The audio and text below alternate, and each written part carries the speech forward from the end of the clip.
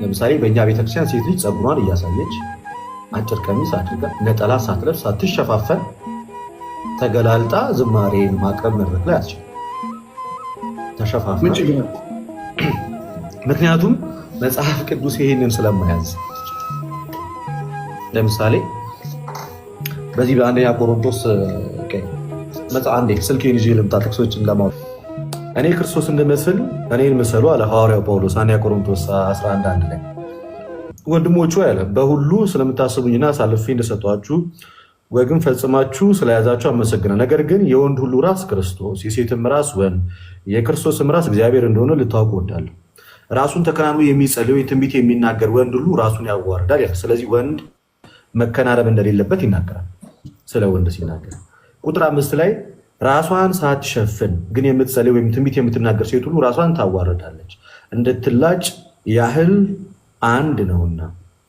ሴትም ራሷን ባትሸፍን ጠጉሯንም ደግሞ ትቆረጥ። ለሴት ግን ጠጉሯ መቆረጥ ወይም መላጨት የሚያሳፍር ከሆነ ራሷን ትሸፍን እያለ ይናገራል። ስለዚህ ለወንድ ልጅ ተሸፋፍኖ ማድረጉ ቁጥር 4 ላይ እንዳየኸው ራሱን ያዋርዳል ይላል።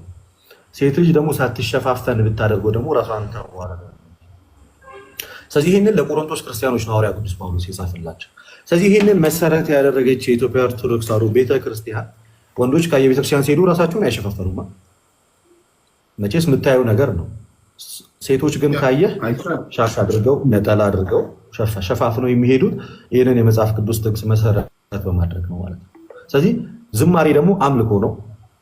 ስለዚህ በእግዚአብሔር ፊት በምንቆም ሰዓት ላይ ነጭ ልብስ የምንለብስበት ዋነኛ ምክንያት ደግሞ እኛ በጌታ በኢየሱስ ክርስቶስ የዳንን ከጨለማ ወደ ብርሃን የመጣንን ብለን ስለምናምን፣ መስቀለኛ የምናደርግበት ዋነኛ ምክንያታችን ደግሞ በመስቀል ላይ ተሰቅሎ አድኖናል ብለን ስለምናስብ። በዚህ በማቴዎስ ወንጌል ላይ ያለ አንድ ጥቅስ ልጨምርልን። እንደዚህ ይላል። ማቴዎስ ወንጌል ምዕራፍ 17 ከቁጥር 1 ላይ እንደዚህ ይላል። ከ6 ቀን በኋላ ማለት ኢየሱስ ጴጥሮስን፣ ያዕቆብን፣ ወንድሙን ዮሐንስን ይዞ ወደ ረጅም ተራራ ብቻቸውን አወጣቸዋል።